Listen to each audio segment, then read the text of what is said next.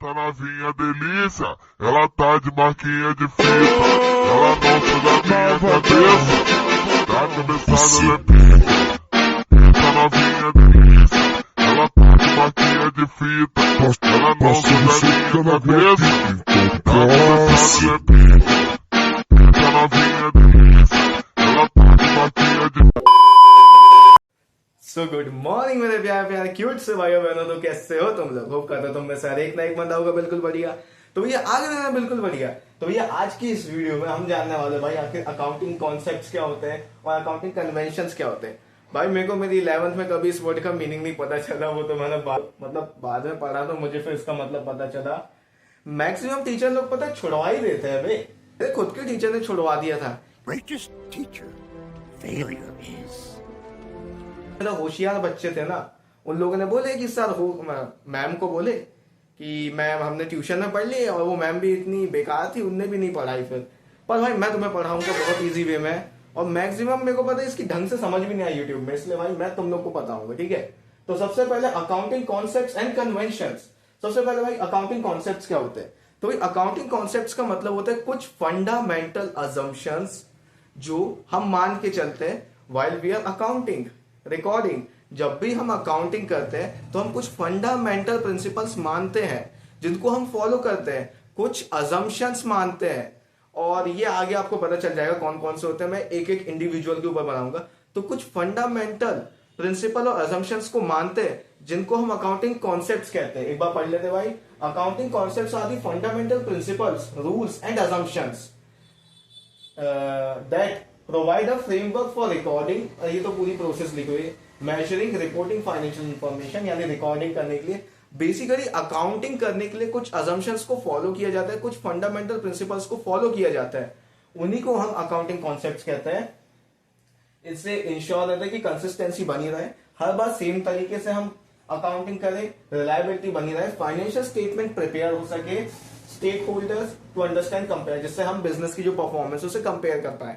बस सिंपल सी बात है, कुछ फंडामेंटल अजम्पशंस जिनको हम अकाउंटिंग करते वक्त फॉलो करते हैं, उन्हीं को हम अकाउंटिंग कॉन्सेप्ट्स कहते हैं। अब कन्वेंशंस क्या होते हैं? सबसे पहले कन्वेंशन वर्ड में आते हैं। भाई कन्वेंशन का मतलब होता है प्रथा जो पहले से चलती आ रही है, यानी कि कोई भी चीज जो पहले से चलती आ रही है। अब वो क्यों चलती आ रही है? क्योंकि भाई वो सोसाइटी के द्वारा एक्सेप्टेड है। जैसे मान लो भाई पहले के समय से पूजा करते आ रहे हैं लोग, अभी के समय भी करते हैं, क्योंकि वो सोशली एक्सेप्टेड है, लोग ने एक्सेप्ट कर लिया कि हाँ भाई कर सकते हैं। इसी प्रकार से अपने बड़ों के पैर छूना, ये भी एक कन्वेंशन है, पहले से लोग करते आ रहे हैं, अभी के समय में लोग करते हैं क्योंकि सोशली वो एक्सेप्टेड है।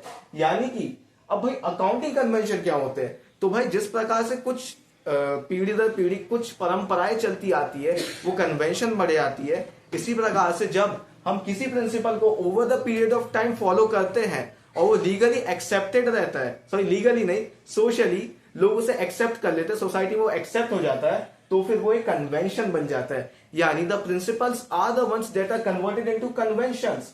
ये जनरली एक्सेप्टेड प्रिंसिपल रहते हैं, they are generally accepted principle and practice that guide accountant in preparing presenting. यानी कि किसी भी कॉन्सेप्ट को जब यानी किसी भी प्रिंसिपल को जब over the period of time बार बार यूज किया जाता है, वो जनरली एक्सेप्टेड रहते हैं, then it becomes a convention.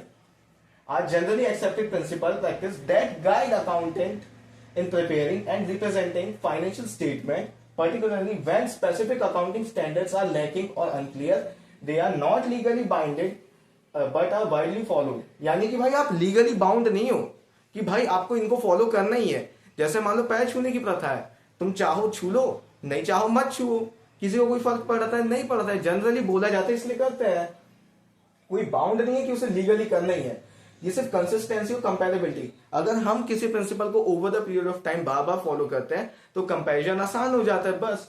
यानी कॉन्सेप्ट का क्या मतलब है? कुछ जनरली कुछ प्रिंसिपल्स, फंडामेंटल प्रिंसिपल्स, कुछ फंडामेंटल अजम्पशंस जिनको हम यूज करते हैं अकाउंटिंग करते हैं, उन्हें कॉन्सेप्ट्स कहते हैं। और convention over the period of time जब कुछ अजम्पशंस को फॉलो किया जाता है तो वो एक कन्वेंशन यानी प्रथा बन जाते हैं। और ये कन्वेंशंस ये प्रिंसिपल्स जनरली एक्सेप्टेड रहते हैं, इसलिए ये कन्वेंशन बन पाते हैं। तो भैया यही था आज की इस वीडियो के लिए। होप करता हूं भाई तुम लोग को वीडियो जो है पसंद आई होगी। अब से मैं ऐसी शॉर्ट वीडियो बनाऊंगा और एक एक टॉपिक जो है उसे एकदम डिटेल में एक्सप्लेन करूंगा क्योंकि मेरे बहुत बेकार टीचर थे 11th में, उनने बस भाई ऐसे ही रट्टा मार के पढ़ा दिया, मैंने रट्टा मार के पढ़ लिया, बट मैंने बाद में ढंग से पढ़ा हूँ, इसलिए अब मेरे को भी पढ़ाते बन रहा है। तो भैया बस यही था तुम्हारा कन्वेंशन एंड कॉन्सेप्ट। होप करता तुम्हें वीडियो पसंद आई होगी। अगर भाई पसंद आई है तो ना लाइक करना ना शेयर करना है, just make sure to comment so that I can also improve, और आप अपने डाउट पूछ लेना so that I can also help you to improve. ठीक है, तब तक के लिए बाय बाय, टेक केयर, मिलते हैं।